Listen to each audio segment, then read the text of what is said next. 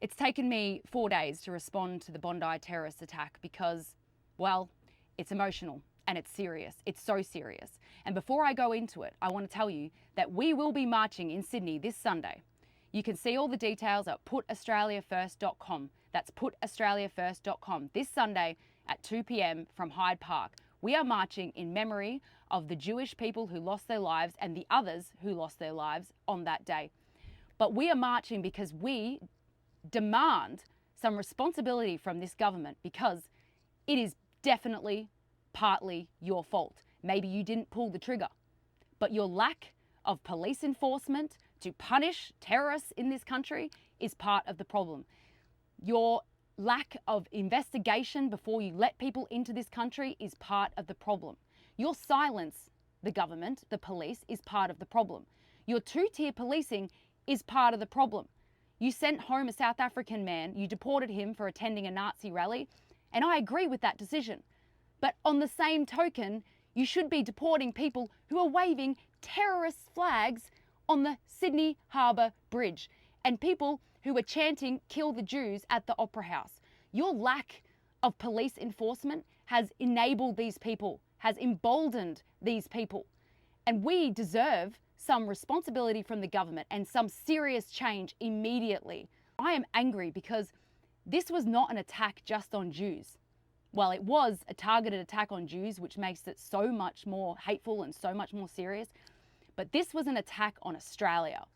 This was an attack on Australian Jews. And don't get this wrong. They will go after the Jews first and they will come for you next. So it is important to all Australians what happened, because this is about protecting our country and our future and future generations. It is only going to get worse if nothing changes.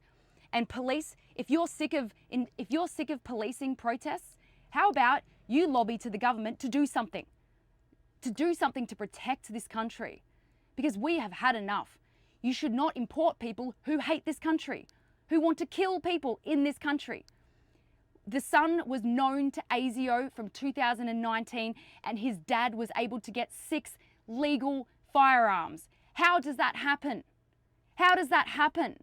The taxpayers are paying for you to protect this country, and you give 6 legal firearms to the father of someone who's known to ASIO, to the father of someone who went to the Opera House and chanted "Kill the Jews." You gave him guns legally. How does that happen? It's not okay. And that is why we are demanding to sack the government. Sack the government. Let's have a re-election. We've had enough. We need governments in charge that are going to protect this country. And if you're not going to do it, we're going to keep making noise as much as we can for as long as we can, as long as we have energy, because we would rather die standing than die kneeling. This was an attack on Australia, and I am an Australian, and I will not stand for it, and I will not be scared of the Islamic terrorists. I will not. Because if I die protecting this country, it will be a good death and it will be a good life. And there's many people out there who feel exactly the same as me.